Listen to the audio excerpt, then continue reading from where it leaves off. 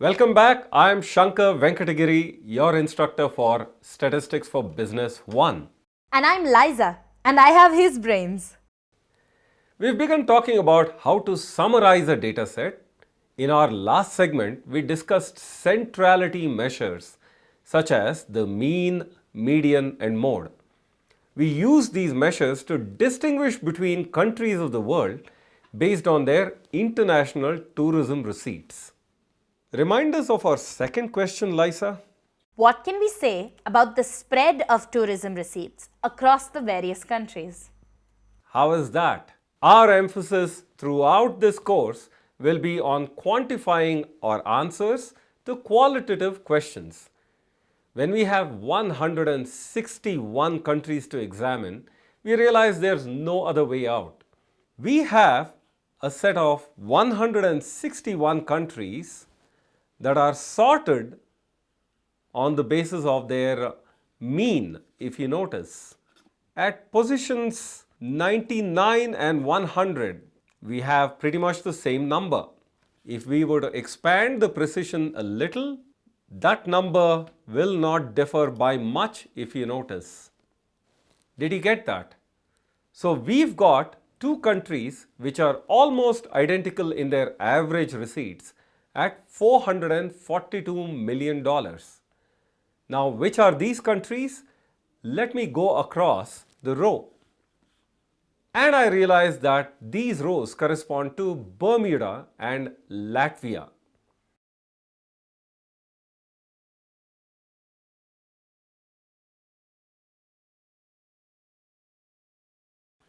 If I were to scroll to the right, I realize that the means are pretty much one and the same, around $442 million. Having copied these over, I'm going to now chart them. I'm of course going to use a line chart. So here I have selected, I'm going to get back and select the country names. And then I'm going to insert a chart, which is a line chart. Bermuda's numbers don't vary a lot. Absolutely, Liza.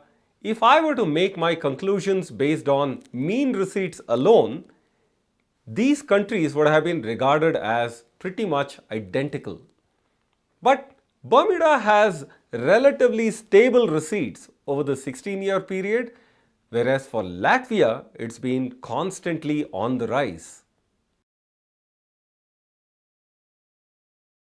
I'm going to scroll to the right and create a minimum, the maximum, and the range. So I'm looking at the minimum receipts, which is the min function for D4 through S4. And for the US, the minimum receipts has been $93 billion. And for maximum, I use the max function D4 through S4. And that's the maximum, $170 billion. This gives me a range of the maximum minus the minimum of about $77 billion. What I'm going to do now is to apply the same computations across the rows. And this is what we get. This is the beauty of spreadsheets where a single computation can be quickly propagated to the entire spreadsheet. Now what I'm going to do is to get back to our dispersion sheet and do the same operations. So here is my dispersion sheet. I'm going to go across and calculate the minimum, the maximum, and of course the range.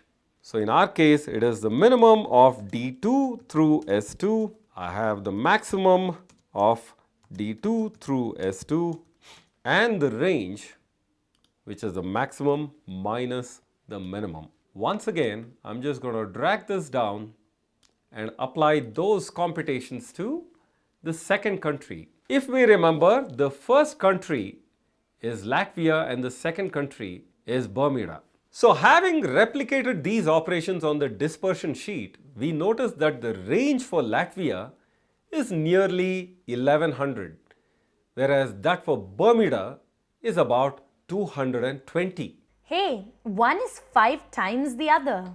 Absolutely.